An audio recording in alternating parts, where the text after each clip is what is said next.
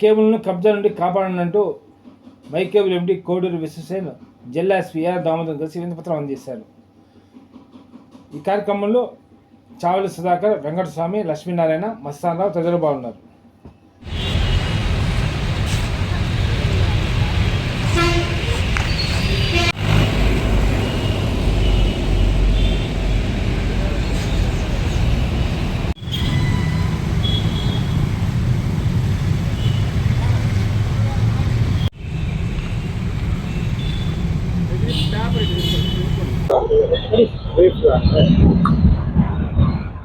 Media మిత్రులకు నమస్కారం. నేను ప్రత్యేకంగా మీకు పరిచయం చేసుకోవాల్సిన అవసరం లేదనుకుంటాను. గత 20 సంవత్సరాల నుంచి మై కేబుల్ ఒంగోలు నగరంలో నడుపుతా ఉన్నాను. పోయిన నెల 27వ తారీఖున మా కేబుల్ టీవీ సంస్థని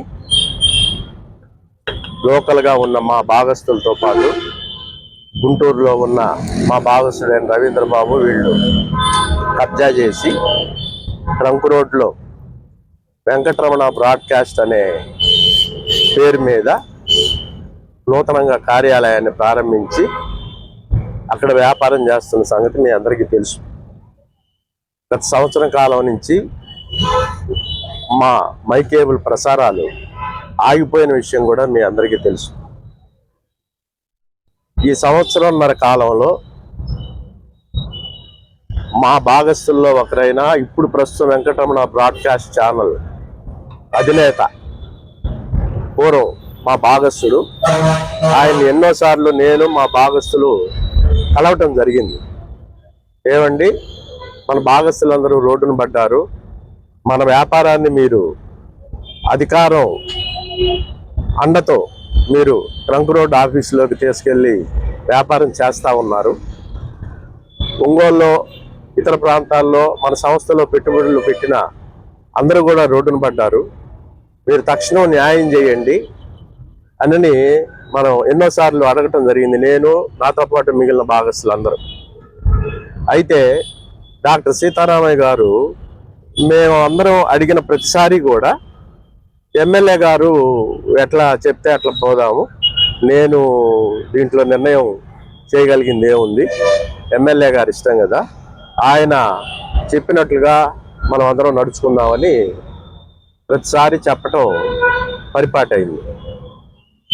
మేము నాతో పాటు మిగిలిన భాగస్తులందరూ ఎమ్మెల్యే గారిని, దామచర్ల జనార్దన్ రావు గారిని ఈ విషయం పరిష్కారం చేయమని ఎన్నోసార్లు మేము అడగటం జరిగింది. అయితే మేము అడిగిన ప్రతిసారి కూడా ఆయన సమయం కుదరట్లేదు, నేను సమయం తీసుకొని నేను మీ పరిష్కారం చేస్తాను అని మేము అడిగిన ప్రతిసారి చెప్పడం జరుగుతుంది. కాలం మాత్రం సంవత్సరంన్నర దాటిపోయింది. మా సమస్యనైతే పరిష్కారం చేయడానికి ఆయనకి సమయం కుదరలేదు. కానీ ఒంగోలు నగరంలో మై కేబుల్తో పాటు ప్రసారం అవుతున్న శ్రీ సత్య కావచ్చు, తర్వాత జియో కేబుల్ కావచ్చు, ఎన్ఎక్స్టీ కావచ్చు, ఎస్ఎస్ఎల్సి కావచ్చు, ఒంగోలు నగరంలో ఉన్న మిగతా అన్ని కేబుల్ టీవీ నెట్వర్క్లు ఇప్పుడు ఒకే గూటికి చేరినాయి. మొత్తము కూడా వెంకటరమణ బ్రాడ్కాస్ట్ ఛానల్ గూట్లోకే ఉన్నాయి. అధిపతి ఒకళ్ళే, కానీ అన్ని ప్రసారాలు ఒక చోటనే ఉన్నాయి. ఇది మాఫియా కాక ఇంకేంటో మరి నాకైతే అర్థం కాలేదు. ఎవరైనా దీనికి అందరి వ్యాపారాలు కబ్జా చేసి ఒక చోటనే చేర్చడం అనే దాన్ని మాఫియానే అంటారు తప్పితే వేరే నా ఇన్ని సంవత్సరాల నా అనుభవంలో. మొన్న మేము రౌండ్ టేబుల్ సమావేశం పోయిన నెల 27వ తారీఖున రౌండ్ టేబుల్ సమావేశం పెట్టి పౌర సమాజం, ఒంగోలు పౌర సమాజం పెద్దలు దాదాపుగా ఒక 50 మంది ఆ రోజున సమావేశం అయ్యి ఈ విషయాన్ని తీవ్రంగా ఖండించి ఖచ్చితంగా న్యాయం చేయండి, వెనకబడిన తరగతులకు సంబంధించిన ఒక వ్యక్తి ఆధ్వర్యంలో నడుస్తున్న సంస్థని ఈ రకంగా కబ్జా చేయటం ఇది ఏమాత్రం అధికారంలో ఉన్న వాళ్ళకి మంచిది కాదు, తక్షణం దీన్ని పరిష్కారం చేయండి అని చెప్పి ఆ రోజున అందరూ ఏక కంఠంతో తీర్మానం చేయటం జరిగింది. ఆ తీర్మానం చేసిన తర్వాత రెండో రోజు అనుకుంటాను ఆయన్ని కలిసి ఆయన దగ్గరికి వెళ్ళి ఆయన ఇంట్లో ఆయన ఆ సమయానికి లేకపోతే వాళ్ళ ఇంట్లో వాళ్ళ వ్యక్తిగత కార్యదర్శికి వీళ్ళు పోయి ఈ సమస్యను పరిష్కారం చేయడానికి సమయం కేటాయించమని చెప్పి ఒక రిప్రజెంటేషన్ కూడా ఇచ్చొచ్చారు. అయితే రిప్రజెంటేషన్ ఇచ్చొచ్చిన తర్వాత ఆయన చాలా అంటే హేళనగా అది చెప్తా హేళనగా మేము పెట్టిన రౌండ్ టేబుల్ సమావేశం గురించి చాలా హేళనగా మాట్లాడటం జరిగింది. అది ఒక లోకల్గా ఒక ప్రైవేటు ఛానల్కి ఆయన ఇంటర్వ్యూ ఇస్తూ అంటే ఆయన ఎట్లా చెప్పాయంటే అంటే నన్నే దోషిగా చిత్రించడానికి ఆయన ప్రయత్నం చేశాడు. మైకేబుల్లో డబ్బులు పెట్టిన వాళ్ళందరూ ఆ విశ్వసేన్ని అడుగుతా ఉంటే ఆయన తప్పించుకొని తిరుగుతున్నాడు. వాళ్ళందరూ నా దగ్గరికి వస్తే నేను వాళ్ళని సముదాయించి పంపించాను.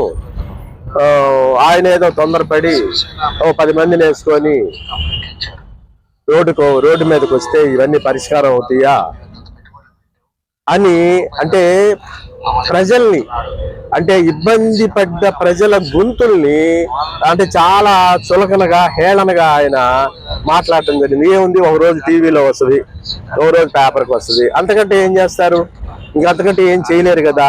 అంటే ఒక ప్రజాప్రతినిధి అంత హేళనగా ఆ పద్ధతిలో మాట్లాడటం అనేది ఎంత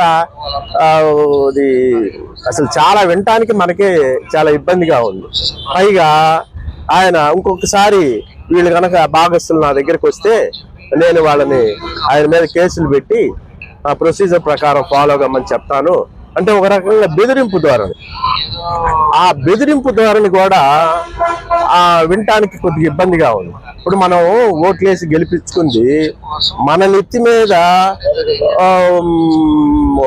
ఒక రకంగా ఆర్థిక అరాచకం ఆర్థిక ఇది చేయటానిక మనం వీళ్ళని ఎన్నుకున్నది అనేది ఇప్పుడు మరి ఇప్పుడున్న ఈ స్థానిక శాసనసభ్యులు వీళ్ళ తీరు చూస్తే అట్లానే ఉంది. మనం సేవ చేయటానికి మనం ఎన్నుకున్నామే కానీ మన నెత్తి మీద కరాళ నృత్యం చేయటానికి కాదు కదా. అందుకని ఈ రోజున మా మైకేబుల్ సంస్థ గురించి, ఆ సంస్థలో భాగస్తుల బాధల గురించి, మా యొక్క వ్యాపారాన్ని ట్రంక్ రోడ్లోకి కబ్జా చేసి కేవలం అధికారం వచ్చింది అంతే, ఆ అండతోటి ఎమ్మెల్యే గారి అండతోటి మా భాగస్తుల్లో ఇద్దరు తీసుకెళ్లి ట్రంక్ రోడ్లో పెట్టుకున్న దీని గురించి, అట్లానే సిటీ కేబుల్ కృష్ణమోహన్ గారు మాకు మా సంస్థలో జూలై 24, 2024 ఫిబ్రవరి 2024 నుంచి జూలై 2024 వరకు 6 మాసాల పాటు మా యొక్క నెట్వర్క్ నుంచి సిటీ కేబుల్ వాళ్ళు ప్రసారాలు నిర్వహించుకున్నారు. ఆ 6 నెలల కాలానికి మాకు కనీసము 40 లక్షల రూపాయల డబ్బులు వాళ్ళ దగ్గర నుంచి రావాల్సి ఉన్నది. మేము ఎన్నిసార్లు అడిగినా ఆయన దాని మీద స్పందన లేదు. అందుకని మేము ఈ రోజున ఎస్పీ గారిని కలిసి కృష్ణమోహన్ గారి మీద చీటింగ్ కేసు నమోదు చేసి కృష్ణమోహన్ గారి దగ్గర నుంచి మా మైకేబుల్ సంస్థకి రావాల్సిన 40 లక్షల రూపాయల డబ్బుల్ని ఇప్పించమని ఎస్పీ గారిని ఈ రోజున అభ్యర్థించడం జరిగింది. అదే సందర్భంలో మైకేబుల్లో భాగస్తుల బాధల గురించి వెంకటరమణ బ్రాడ్కాస్ట్ ఛానల్ ఆధ్వర్యంలో నడుస్తున్న ఒక రకంగా కేబుల్ మాఫియా గురించి పూర్తిగా విచారణ జరిపి అందరికీ న్యాయం చేయమని వారిని అభ్యర్థించడం జరిగింది. నేను ఈ మీడియా ముఖంగా నేను కోరుకునేది ఏంటంటే, ఇక్కడ ఎస్పీ గారి దగ్గర మాకు న్యాయం జరుగుద్దనే భరోసా నమ్మకం ఉన్నది. అయితే దాంతో పాటుగా మేము మన రాష్ట్ర ముఖ్యమంత్రి చంద్రబాబు నాయుడు గారిని, ఉప ముఖ్యమంత్రి పవన్ కళ్యాణ్ గారిని, లోకేష్ గారిని, వీళ్ళ ముగ్గురిని కూడా కలిసి మా యొక్క బాధని చెప్పుకొని మాకు న్యాయం చేయమని వాళ్ళని కూడా మేము కోరటం ఖచ్చితంగా జరుగుద్ది.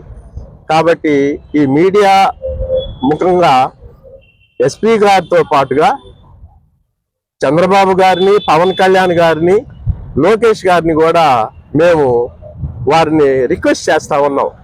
ఈ రోజున నా ఆస్తి దాదాపుగా నేను పుట్టినప్పటి నుంచి నాకున్న ఆస్తి ఈ రోజున కోర్టులో వేలం జరిగింది. 3 నెలల క్రితం ఇంకొక ఆస్తి వేలం జరిగింది. అంటే మా ఆస్తులు మొత్తం వేలం జరిగి ఆస్తులు మొత్తం కరిగిపోయి మేము రోడ్డున పడతా ఉంటే ఇప్పుడు వాళ్ళు ఆ బొజ్జలు నింపుకుంటా ఉన్నారు. కాబట్టి ఇది ఎంత మాత్రము భరించరాని విషయం. దీనికి ఖచ్చితంగా రాష్ట్ర అధినేతలు న్యాయం చేస్తారని, ఎస్పీ గారు దీన్ని పూర్తిగా క్షుణ్ణంగా పరిశీలించి దాని మీద తగు చర్యలు తీసుకుంటారని నేను కోరుకుంటా ఉన్నాను. మిత్రులారా, నా పేరు చావలి సుధాకర్ రావు, ప్రజాస్వామ్య హక్కుల పరిరక్షణ సంస్థ రాష్ట్ర అధ్యక్షుడు. ఈరోజు జిల్లా ఎస్పీ గారిని కలిసి విశ్వసేన మైకేబుల్ అధినేత విశ్వసేన, అలాగే పౌర ప్రజాస్వామ్య హక్కుల సంఘాలు, ఇంకా దళిత బహుజన సంఘాలు, ప్రజా సంఘాలు అందరం కలిసి ఒక రిప్రజెంటేషన్ చేయడం జరిగింది. దీంట్లో ప్రధానమైన అంశాల్లో మూడు అంశాలు ఏమిటంటే, మైకేబుల్ అనే సంస్థ ఒంగోలులో విశిష్టంగా అందరికీ గుర్తింపు కలిగింది. ఆ సంస్థ నిర్వహిస్తున్నప్పుడు దాంట్లో భాగస్తులు కొంతమంది కావాలని చెప్పి రాజకీయ అండతోటి ఆ నెట్వర్క్ కట్ చేసేసి వాళ్ళు సొంతగా పెట్టుకోవడం జరిగింది. ఇది క్రైమ్ చట్ట ప్రకారం. అయితే అది సర్దుబాటు అవుతుందని చెప్పి అతను చాలా ప్రయత్నం చేశాడు, అది జరగలేదు. కాబట్టి ఆ అంశం మీద ఒక జరుగుతున్న ఛానల్ మీద దాడి చేసి దాన్ని నెట్వర్క్ కట్ చేసి అవతల ప్రముఖంగా ఉన్నటువంటి డాక్టర్ సీతారామయ్య, అట్లాగే ఎమ్మెల్యే అన్నతోటి జరుగుతున్న పరిస్థితి. ఇక్కడ పార్టీలతో సంబంధం లేదు, ఇతర ప్రలోభాలతో సంబంధం లేదు. జస్టిస్ కావాలనేది మా సంఘాల తరఫున పౌర సమాజం నుంచి డిమాండ్ చేస్తున్నాం. ఇక రెండవది, ఈ విషయాన్ని రౌండ్ టేబుల్ మీటింగ్ ద్వారా ఎమ్మెల్యే గారిని రిక్వెస్ట్ చేస్తూ మీరు మాకు ఇవ్వండి, అన్ని సంఘాలు కూడా కోరుకుంది ఒకటి దీంట్లో ఎమ్మెల్యే జోక్యం చేసుకొని పరిష్కారం చేయాలని చెప్పి కోరాము. దానికి మీరు అపాయింట్మెంట్ ఇవ్వని అడిగితే అసలు ఏమీ సమాధానం చెప్పకుండా తర్వాత ఆయన ఛానల్తో మాట్లాడుతూ లెక్కలేనితనంగా మాట్లాడుతున్నాడు. పౌర సమాజం అంటే నీకు లెక్కలేకపోవచ్చు, కానీ పౌర సమాజం అంటే ప్రజలకు ఒక గౌరవం ఉంది. ప్రజలకు బాధ్యత వహించేటువంటి పౌర సమాజం, ఎస్సీ, ఎస్టీ, బీసీ, మైనార్టీ ప్రజా సంఘాలన్నీ కూడా ప్రజా స్పందన. మీరు అధికారంలో ఉంటారు, పోతారు, కొంతకాలం సంపాదించుకోవచ్చు, కానీ గౌరవ మర్యాదలు ప్రజల్లో ఉండేటువంటి గౌరవ మర్యాదలు పౌర సమాజానికి ఉంటాయి. ఎందుకంటే ఎటువంటి నిస్వార్థంగా చేసేవాళ్ళం. కాబట్టి మేము బజార్లో పంచాయతీ పెట్టిందంటే ఏది న్యాయమో ఏది అన్యాయమో చెప్పండి. కాబట్టి నువ్వు దానికి సమాధానం చెప్పు. మీలో రాకుంటే చర్చించకుండా నీకున్న అధికార ప్రాబల్యంతో చేస్తున్నావు. మేము ఈ సందర్భంగా ఏంటంటే వ్యవస్థలో ఈ రోజున పరిస్థితిలో ప్రభుత్వ వ్యవస్థల మీద ఒత్తిడి చేసే పరిస్థితి జరుగుతుంది. అలాంటి ఏమైనా చేస్తే మేము ప్రత్యక్ష ఆందోళనకు వస్తాము. కాబట్టి నిష్పక్షపాతంగా పోలీసు వారు దీని మీద విచారణ చేసి దాని మీద చర్యపత్రం కేసు కట్టి న్యాయం చేయాలని చెప్పి డిమాండ్ చేస్తాం. దీని మీద అదనపు పద్ధతిలో చేస్తే మేము అనుకోము.